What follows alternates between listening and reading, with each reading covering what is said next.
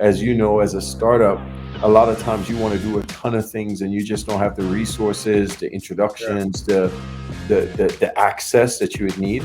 So what we try to do is just try to figure out what's our superpower, what are the things that we bring. We bring you, very granular data with great quality, with speed and accuracy, and then figure out how we could enable people almost in a B2B approach to allow them to meet their requirements, their values, the things that make them successful. And that's really how we've approached it. Welcome to Icons and Insights powered by C360, where the business of sports, technology, and broadcasting converge to create the immersive media economy. Now let's get into it with your hosts, Howard Wright and Cher Jones. So you can't improve what you don't measure, and just like your hips don't lie, neither does the data. Through his company, ShotTracker, our icon is revolutionizing the game of basketball right before our eyes, using the power of 70 sensors and real-time data to help improve every player's game. So from now on, every shot does count. At least that's according to our icon, but there's so much more to our icon than this one venture. So Howard, tell me about today's icon. Today's icon is Davyeon Ross, a friend, colleague, business partner, and someone that I admire tremendously as he's carved out his own way after having a very successful basketball career. And so Davyeon Ross is our guest, and we cannot wait to get into the origin story of what he's been doing, and more importantly, what he's going to do in the future. I love it. So Davyeon, welcome to the show. It's so nice to have you as our icon for today. That's it's really a pleasure to be here. I haven't been called an icon in a while, so that feels good. I'm telling you, hear Howard say all these great things. I'm like, gosh, this I'm liking how this is starting already. Exactly, and it only is up from here. So it's really interesting when I look at, and we're going to get into your origin story in just a second, but according to your brand, at least your company's brand, ShotTracker, it's like from now on, every shot does count. So for you, you've taken a lot of shots and you've won. Tell me a little bit about how this branding statement for ShotTracker also applies to your own personal brand. Oh, absolutely. It as a founder, in the beginning of actually building a company, your brand is the brand of the company. Your DNA is the DNA of the company. So when we say every shot counts, I think about from a personal brand. I like to always say, you can't score if you don't shoot. So for me, that's capitalizing on every opportunity that's given to you in the game. We may miss, but we may also score. And what we do is we try to take those misses as learnings, because there's something good. It's not necessarily failure, but there's always something that you can take from those misses. And so that's something that we live by. We try to be authentic. We try to capitalize on every opportunity to score. And every shot counts. So that's something that we've been living by, and I've been trying to live by, just in my daily life. I love that. And so Howard, you've got every shot counts over on this side, or that side, the bottom there. So what's your mantra? What are you living by? Because you take some pretty sweet shots yourself.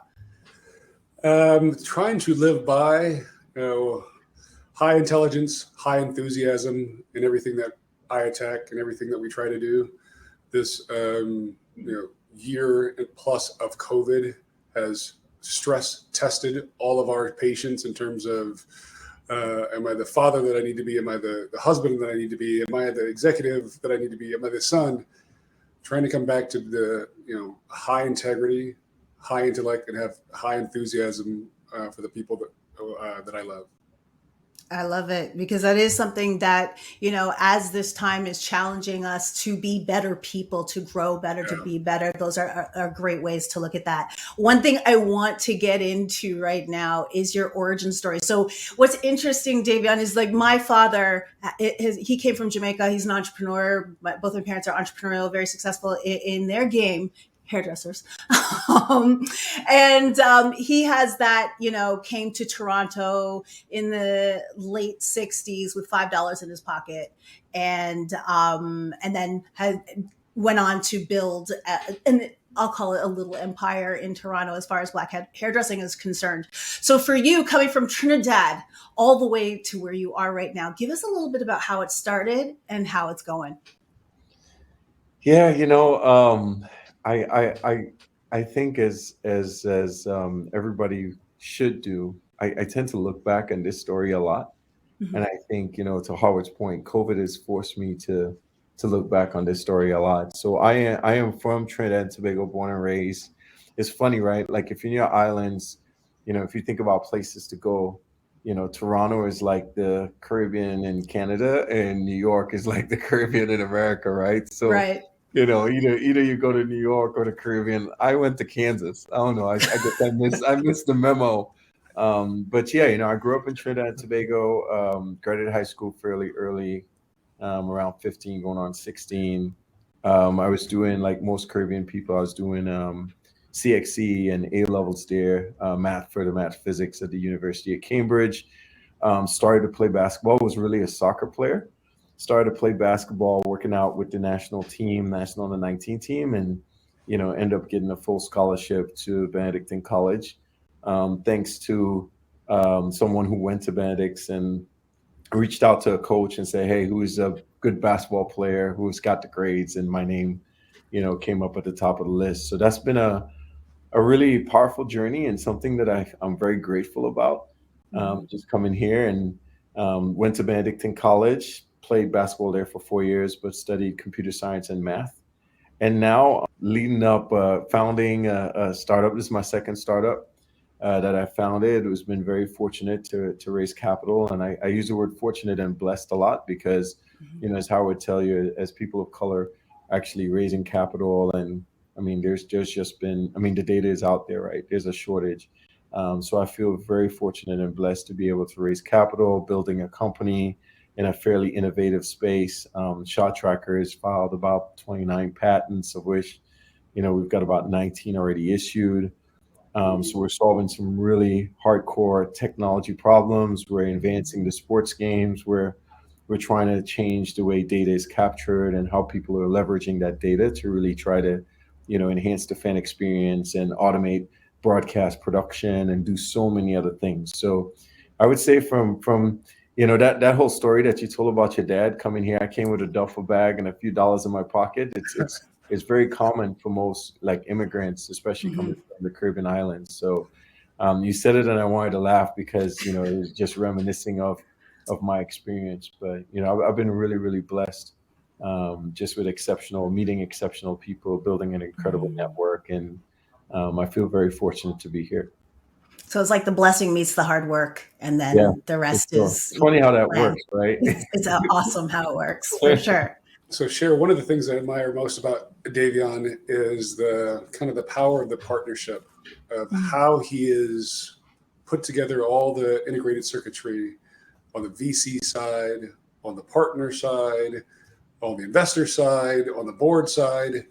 Davyeon, you have a very specific go-to-market kind of plan as you choose your partners. Could you share that with us? Yeah, absolutely. So, at one point, right, like when we were building this company, I went through this exercise by myself in my office where I was building out like these concentric circles of what ShotTracker does is in the core.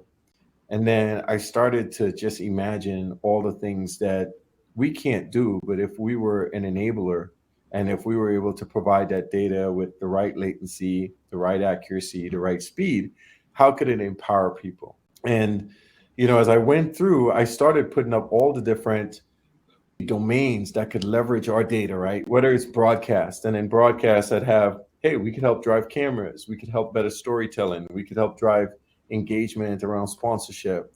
We could potentially empower people to change their camera view like my son does when he's playing Xbox, right? So that's one category. And then, we had like the sports betting category. When you look at what happened with the digitization of the stock market, and how when people got access to data, how they were able to build models.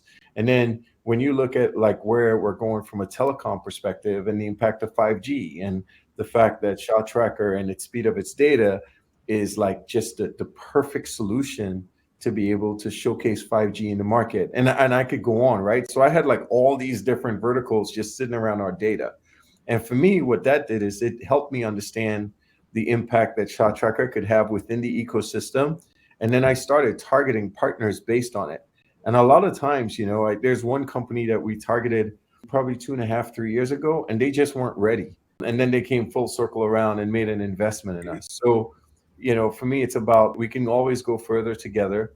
As you know, as a startup, a lot of times you want to do a ton of things and you just don't have the resources, the introductions, the access that you would need. So what we try to do is just try to figure out what's our superpower. What are the things that we bring? We bring you, very granular data with great quality, with speed and accuracy, and then figure out how we could enable people almost in a B2B approach to allow them to meet their requirements, their values, the things that make them successful. And that's really how we've approached it. And we've approached it a similar way, whether it's investors. I always like the unfair advantage. So we try to figure out, how do you get that unfair advantage, and who are the people that we should be talking to be able to build this? Because we're not solving world peace by any means, but I feel like it's substantially large what we want to accomplish and how we want to impact the sports world. So it's going to take a village to get it done, and we just want to find the right teammates and the right partners. So Davyeon, specifically on that, I love the dichotomy of how when we were coming up playing basketball, you never really knew, how did you do this day? How did you do this practice? Felt like you're off, or maybe you're on for a little bit. The dichotomy of the data that's available and the sensor that you put in the ball and then on the player or shoe, belt, or wrist. This is really going to help the next generation of athlete become a better version of themselves, because as Cher articulated in the lead-in, the numbers never lie. There was lots of times I left the gyms like, I don't know how many I made. I felt like I really practiced hard today, though. Like, you talk about the simplicity of your product, but the real intelligence underneath it. Yeah, for sure. So from our perspective, we live by another mantra, another premise, that you can't really improve what you don't measure. Right. Yeah. And from our perspective, I don't care if you're in the corporate world, if you're selling cookies, it doesn't really matter what you're doing, right? If you have analytics and metrics, it helps you drive and understand where you stand today, where you will stand tomorrow, and what do you need to do to go there. Similar to us, we have a sensor-based technology, and it's a pure form. It's a stats gathering tool, right? But underneath the hood is pretty sophisticated in that we have a sensor that goes on the player, a sensor that goes in the basketball. Telling you guys the stories of how we got the sensor in all the top basketballs is one thing with drinks, and we don't even have time for that today. But that's definitely a discussion over drinks, because it was an experience, And then we have sensors around the arena, and what they do is we are able to track the location of the player and ball within a standard deviation of about 20 to 40 millimeters, so about 2 to 4 centimeter accuracy. And then what we do is we are actually able to provide that data to you if you're on site in like 1 millisecond, or if we have to go to the cloud in about 100 milliseconds. So to give context around that, it takes you about 300 milliseconds to blink. So that helps you get some context in regards to the speeds that we're dealing with. I'm blinking right now, just like, exactly. Oh, wow. We already set about 300 pieces of data during that one blink, right? So from our perspective, it's simple in regards to we help players and coaches make the right decisions, not only in the box score, but we're able to provide that data to help them understand, hey, when you run a pick and roll with Cher as a ball handler, Howard as the screener on the right side, what is the impact on your offense? And so we're well positioned to provide you a lot of that data. And the difference is we can provide it in real time without human intervention. So we don't have people there sitting, watching what's going on. And so we provide that level of success. But the beauty in this solution is that that's just one constituent. That's just one that really benefits from the data. With that said, same data capture, you can help a commentator tell more insight in the story. You can help a broadcaster, especially in this COVID environment, and how we partner with C360 and others, control cameras from sitting in their houses to be able to tell a story. From that same data, you can actually do auto clipping to be able to make sure a package is ready, as soon as somebody wants, with any type of like specificity that you would want to do it. So the beauty of it is that it really went out in the beginning solving that problem of, you can't improve what you don't measure, giving data to help enhance the game. But we've been able to find so many other uses. One of the cool things that I saw is, and we've done this with Howard and in a couple of solutions, was, just being able to do an ISO cam in real time and follow a specific player, or maybe it's the player and the ball, or maybe it's two player and the ball. All this stuff that requires all this manual stuff, we can actually provide the data to automate it and streamline the experience. What's interesting is, I'm thinking back to when I used to clip highlights for the Raptors, and I worked the pre and the post game show. And part of my job was to grab player packs from everybody, right? So that our analysts could be like, I need a player pack from, Chris Bosh or Jalen Rose. This is how long ago it was, but anyways, don't worry about that. Don't do the math on that. Put your calculators down. But anyways, I remember just, how fast and how manual I was, literally watching the game, watching the game, and then stitching together my clips and then having them ready for the moment they ask while the post game show is going. I'm putting these clips together. And so now I'm listening to what you're saying. It was like, my world could have been so easy if I had access to that. This could have been you right here, just chilling and press the button. And that's right. Every press that button. Role that Howard was in, just where a bring it right to was me. made. And these people on the floor, I mean, like that would have been your world, right? That would have been my world. Whereas before, in the manual world, just to give context to those who don't know, it's like I'm literally clipping as the game is going. So I have my catalog of clips, whereas like sensors could have just brought all the clips for me together and I could just choose. Oh, that's dream come true. So I'm loving what you guys are doing. Yeah, it's the beauty of it. And as I said, like what we've seen is, I think COVID is and yeah, as I say this statement, people don't think I'm crazy, but this is like the one positive thing that came out of COVID, right? And there were not many positive things, but I think broadcasters had this strategy of where they wanted to be and what REMI was and how do they automate, and everybody was doing it like semi-REMI, just portions of it. But like COVID has forced them to bring these things that were probably 3 years down the road really into 2021. So I guess that's, one positive of COVID. Sure. So Davyeon, I won't use our partner's name, but our good buddy told us both at different times about 90% of the college basketball games that are produced either don't make money or lose money for the network that is broadcasting them. And so as you're talking about a little bit of C360 technology, a little bit of ShotTracker, making sure that there's MEC and Edge and 5G at the venue, talk about what remote production is going to do for this ecosystem, not just for the networks, but also for the fan of your college or my college.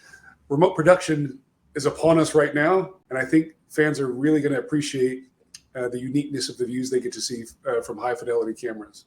Yeah, no, I agree. I think that there's a portion of it that they won't necessarily see because it's behind the scenes from a broadcaster. But I do think that you're right. The portion that they are going to see is, just control. I mean, I think the future is personal. The future is personalization, right? And I mentioned my son before, like when we're playing Xbox, I got to get him to change the camera angles because, he has these crazy camera angles, which he tries to use as a competitive advantage of me. And I'm like, no, change him. He's like, no, I like him like this. And I know you don't, right? But if you think about that and we translate that to, like for instance, in my house, we don't necessarily have cable boxes, right? We have Apple TV with a cable app. Well, if you have a cable app, that makes it more of a software solution that you could provide some functionality. So you imagine people in the future being able to, follow the player that they want to follow. Imagine people being able to change the different angles. And so while a play is being reviewed, in stadium, they're getting that full experience and they can actually get to that point. Like that is what I see the power of what we're building is to put the power in the fans' hands so that they can control things the way they want to control it. Now, there are all the other benefits that you talk about where you can use automated cameras and you can use the production level cameras and control that full experience. And now that you don't have to have a ton of people there holding cameras, you can actually give people access to cameras that they traditionally wouldn't have access to. You could put a 4K camera up and see what the guy had for breakfast on his cheek, you know? So I just think that it's going to really enable the power, especially as they integrate like these experiences from a fan where you have a certain affinity to a certain fan, or the integration of analytics. It's just we're democratizing access, you know, to this experience for everybody. And I think that that's the future. So I'm really excited to see what broadcasters do with this and how they enable people and empower people and really change the game and the storytelling and the insights, etc.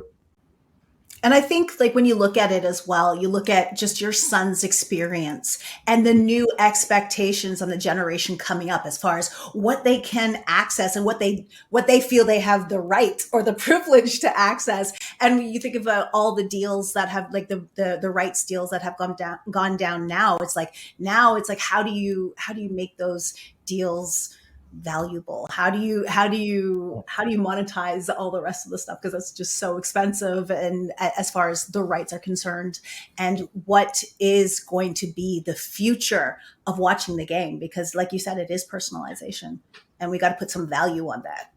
Yeah, for sure. I mean, there's going to be value on it just for spectators, for advertisers.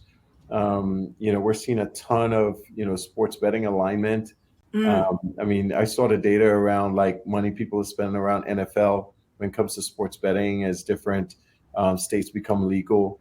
We're going to see this whole, less about the end of the game and more about like the full experience of the game, so that you don't have to wait for the end, but you could engage, second by second.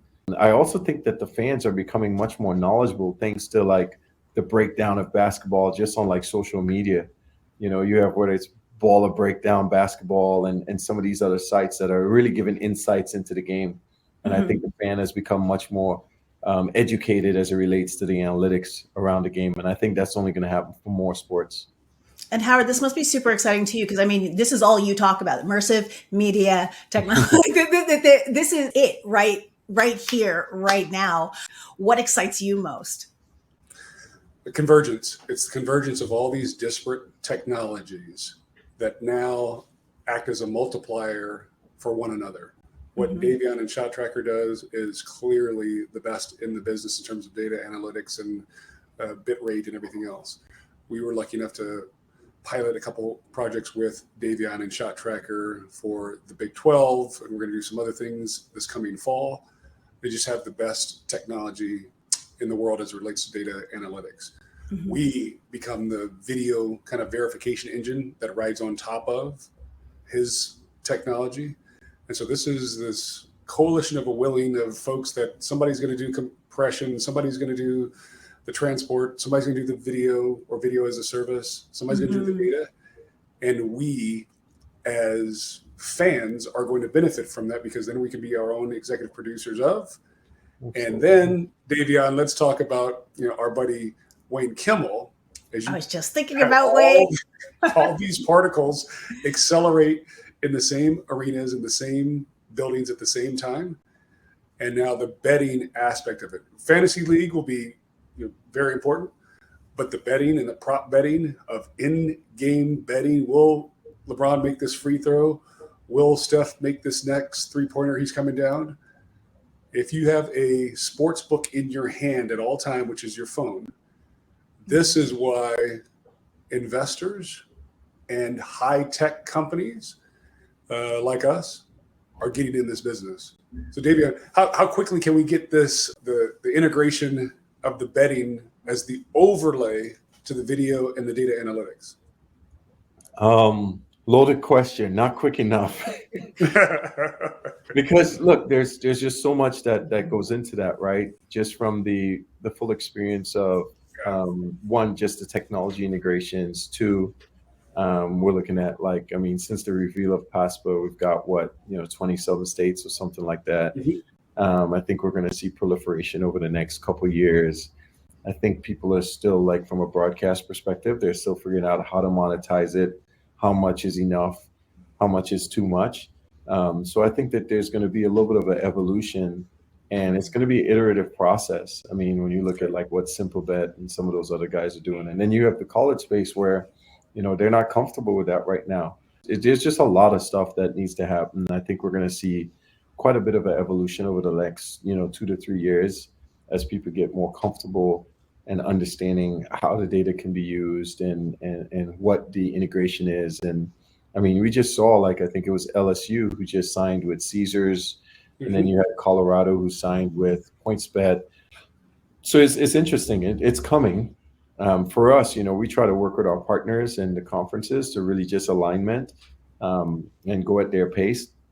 So we're really, really focused, at least in the collegiate space, on like the broadcast integration and enhancing the fan experience and the gamification. In the pro space, if we do stuff there, we're definitely, eager to understand from a sports betting perspective. Two things I want to ask you, Davyeon.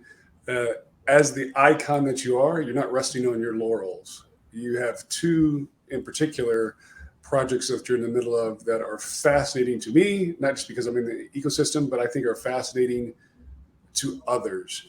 So can you talk about ESPN Edge a little bit and talk about the RGA and the responsibility that you're taking as African-American CEO on that?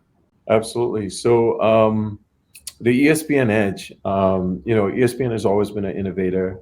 We feel very fortunate to be partnered with them as part of this ESPN Edge. It's really their innovation arm. And we're going to really be pushing the envelope in regards to helping to accelerate what broadcast can be and how we really enhance the fan experience from a broadcast perspective.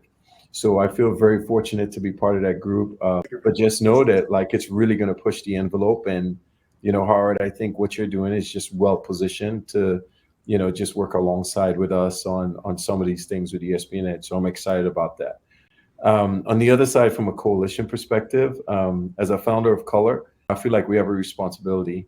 I've been very fortunate to raise, a little over 40 million in our tenure as ShotTracker, which, what we're doing is expensive. It's hardware. It's a lot of work, right? But, the big accomplishment for us is that we were able to get capital. But if you look at the data, that's not the same, right? You're looking at, Black entrepreneurs raising, I think it was 1% in 2019, 0.67% in 2020. And in 2021, it's going up, right? We're going up to 1.2%. But it's, that's rounding numbers, rounding errors. So in coalition, RGA was actually an investor in ShotTracker, early investor, actually. And to be honest with you, we are here today because of our partners and our investors. We were part of the Dodgers Accelerator, which they put on. And when we did the first sensor in a basketball game, RGA helped facilitate that with Fox and Intel.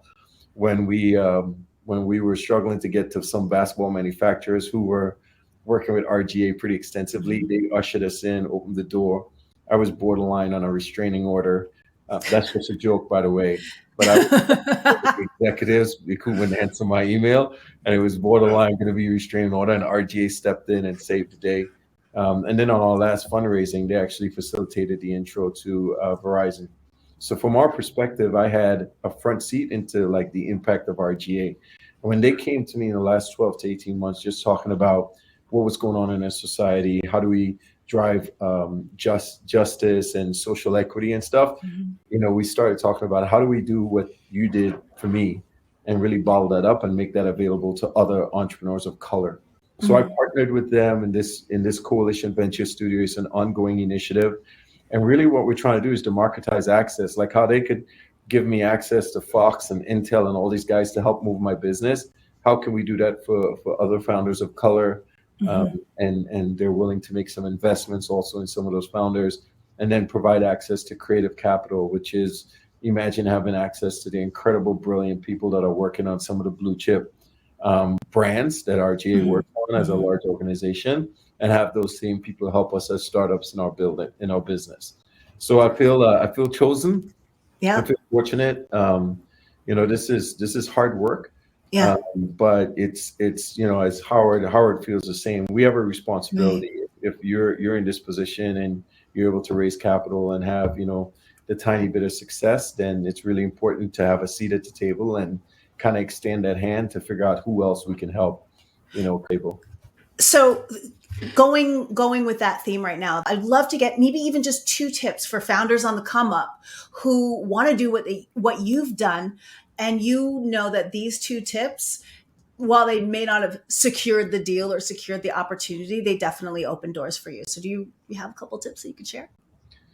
Yeah, I mean, I think from my perspective, a lot of times you have to provide value, right? So, we don't want a seat at the table just to sit and say we got here, right? We want a seat at the table where people value what you bring to the table, and it's exclusive, meaning that they can't go anywhere else. So I think it's really important as founders, so that when we get the opportunity, we prove that our value, so that people want to keep you at the table, because at the table is where you can help others. So I always try to just, drive alignment and find ways that I could bring value, whether it's in ideas and execution and connections, whatever it is, just making sure that you're bringing value at the table, because then nobody wants to remove you at that point, because you end up coming a staple, sorry, at the table, which I think is really important. And the other thing that I would say is that you need to be strategic at what tables you sit at. So, I mean, I think it's a matter of playing chess. I always try to keep friends that are smarter than me, and I try to be a sponge, and I try to learn, and I also try to give back and pay it forward. So, a lot of times I'm talking to entrepreneurs, and it's not because I want them to know of my story, but I want them to know about the mistakes that I've made, so you don't make those mistakes. So there's a certain level of vulnerability that I think is required to be at the table, because when people look at you, I think representation matters 100%. And they need to know that this wasn't like a free ride in a fancy car, right? You got to this point, and there was a lot of bumps along the road, because a lot of people are experiencing those bumps. But the fact of the matter is, you just got to stick with it, have the grit that's necessary, because you're going to get here too. And when you get here, you have a responsibility to turn around and try to help the other folks that are trying to get to that next level. So that's, just a few tips, a few things that I try to live by, to just hopefully make a difference. I love that. And Howard, I'd love to ask you the same question, because I know you're burdened with the same responsibility. I know that you take this on. This is also your thing. So while I have you, because why not? Everybody's listening anyway. What do you have for people who want to be like you? Aim higher. It'd be the first thing. Aim higher than 6'8". But activist Vernon Jordan, before he passed, he shared, we lucky enough to have a cup of coffee and lunch with him a couple different times. And in one of his books, he wrote, or he was asked what drives him. And he said, "It is the pull of my mother's hope." And I'd never heard something as poignant as that, which is, there is a generation, you guys from the Caribbean, me from African-American, U.S. soil here. I think about the sacrifices in this deep reservoir, blood, sweat, and tears that ancestors suffered for me to get in position to go to college or play basketball, let alone be in these positions right now where we can generate revenue and generate wealth for ourselves and our investors. It is this responsibility that I know my ancestors are watching everything that I do. And some days when you don't have the proper fuel or the proper caffeine, I can just dig into, the fact that one of my grandfathers was a Pullman porter on the old, Southern Railroad. And I'm trying to think to myself, how many indignities, how many get that for me, boys, you have to endure to get flicked a quarter or a nickel to save that away, to send his kids to college so their grandkids could grow up like we've grown up. So it's a much longer answer than I'm sure that you're hoping for, Cher, but it's deeply personal for me. And I couldn't, run away from it if I tried. Right. I love that. As we're talking about influences and mentors, just one of the best humans ever, David Stern, who was an investor and a board member for you.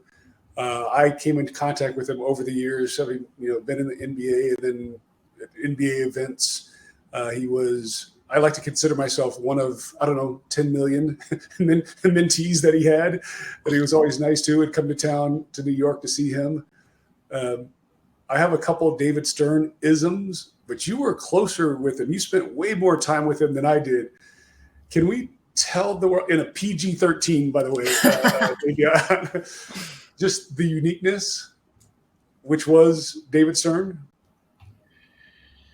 Yeah, man, DJS, that was my boy. So I met DJS about 5 years ago, and for a little kid who started to play basketball because of Magic Johnson and Michael Jordan, and to think that I grew up to have both Magic and David as investors. And when I think about David and the fact that he impacted the NBA and what it is today. And I used to tell people that David had the ability to see around corners like I've never seen in my life. I mean, there are things that he's told me in year one that, are really just coming to fruition in year 4 and 5, since we knew each other. So I was really close to David. We got really close, mainly because, if you tell me that you're willing to help, I'm going to hold you accountable. I used to bother him all the time because he had such a wealth of knowledge. He could pick up the phone and call anybody. We had a lot of great fights, of which he, right after he cussed me out, he said, "I love you, big guy." And it's funny because yesterday I was actually listening to Carmelo Anthony on a podcast talking about how David told them, "Yo, I got to make an example of you. You got to cut the people you're hanging with." And that's one thing about David. He was just really authentic, really intelligent. I mean, even from in the last, his last year, that dude did not miss anything. And he knew which buttons to push to get the most out of you. Yeah. So we built a really, really unique relationship where, I have an Evernote file with Sternisms, all the stuff, and there's about 20 or 30 of them and stuff that he used to say to me that was just so profound. I had to be like, what? I had to write it down to really think about it, But he was really a good mentor, a good friend. I miss him. And I feel very, again, blessed and fortunate to have the privilege and with the relationship. He actually came in and visited me here in Kansas City. And we drove around KC. He'd meet me, and I invited him to CES. So he came to me CES 2 or 3 times. So we had some really good fun, and I'm a better person for knowing him, and I do miss him. There's 2 things about Commissioner Stern that I really hold dear. One is the best insult that anybody has ever given me, which is so good I'd like to repeat it all the time. And then the second thing is, remember the Foursquare Lazard conference in New York City? All the tech investors, the commissioners come, authors.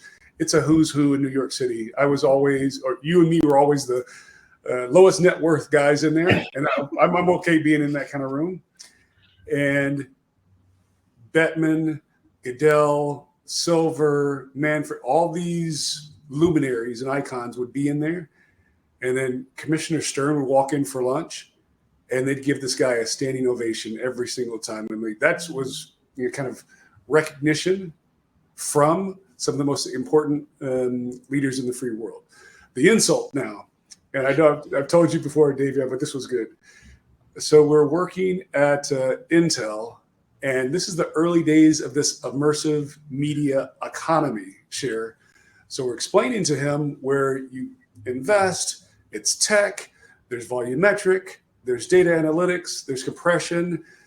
Somebody's going to make a new economy out of all of these bits and bytes flying around stadiums and arenas to the cloud and back to your phone. After I gave my, maybe 3-minute pitch on what I thought the future was going to be, he said, "You're not nearly as stupid as I feared that you were, Howard, right?" And there's no comeback for that. So in his office, Davyeon, I have my coffee. I spit out my coffee on the table. Linda comes running in and the whole thing. I laughed for the rest of the day. I laughed on the flight home. It was his way. His ways was different. His way was more combative, more confrontational. But I mean, it's how he showed his affection. I mean, and he told that to me. Like, I remember he was on stage at Wayne Kimmel's event, and he was just beating me up, right? And when he got off, I was like, David, really? He was like, come on, that's how I show my affection. If I don't insult you, I probably am not talking to you, and I don't like you. It's funny you'd say micromanagement is underrated. Because, I don't know if you knew this, but his venture arm that he did in investment was Micromanagement Ventures. And one of the other things that he used to tell me, which I thought was really profound, he's like, you have to be willing to step into traffic. Yeah. If you want to move the needle, you have to be able to step into traffic. And then he would describe his approach as pure caring wrapped in vinegar. Is what he used to say. That sounds about right. That's good. That sounds about right.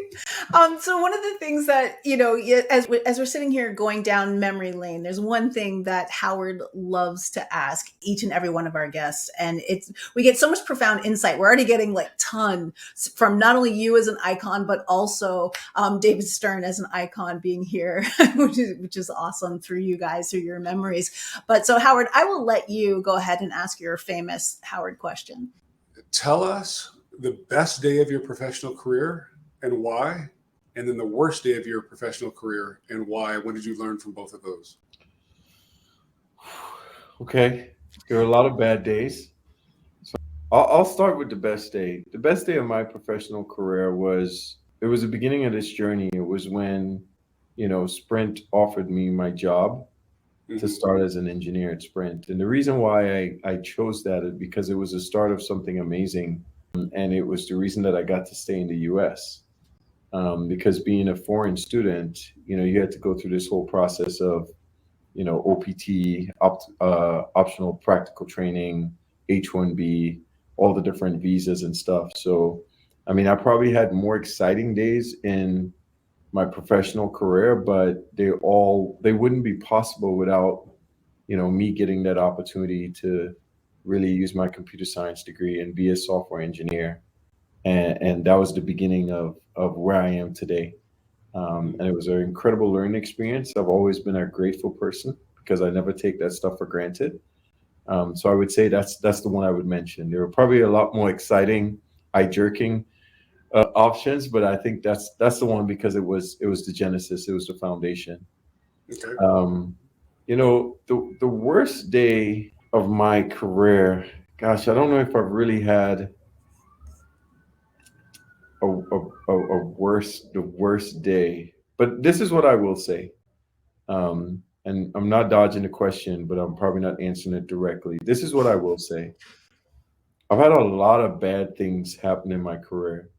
And I saw a sign that really resonated with me, and it said, things are not always as good or as bad after you heard it the first time.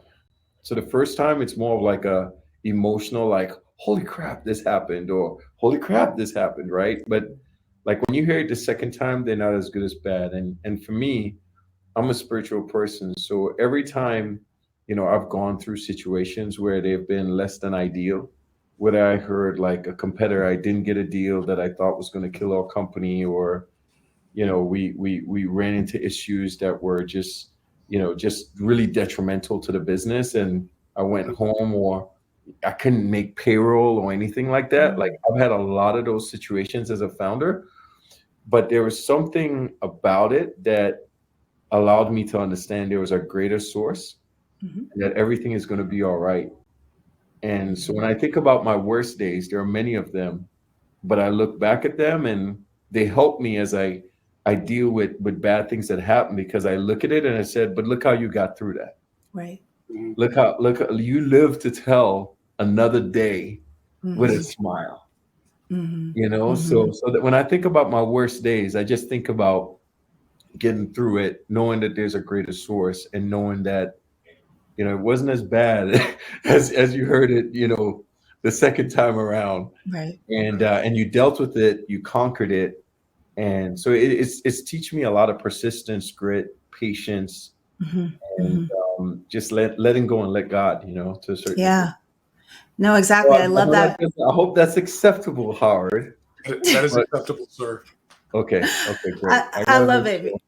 Because at the end of the day, when you look at it, it's like if he allows it, it's because there's something for you to learn from it or grow from it. And these are all growing opportunities, no matter how bad it may seem in the times. I like your shift and your perspective shift just around, don't get too high or too low. It's like, just watch that and live the moment. Yes. Experience the moment. Yes. But don't let the highs or the lows dominate you, and just take what you can learn, grow, and move forward. And so that was definitely awesome. I think this entire episode was filled with insights, from sternisms to experiences from both of you being African-American CEOs and making moves in the tech space. And we talked about the numbers. We talked about the fact that the stats don't lie, no matter which angle we're looking at. The stats don't lie, especially when it comes to the money coming in, being funneled into Black-led ventures or Black-led leaders, and the challenges that come with that, along with everything else, the changes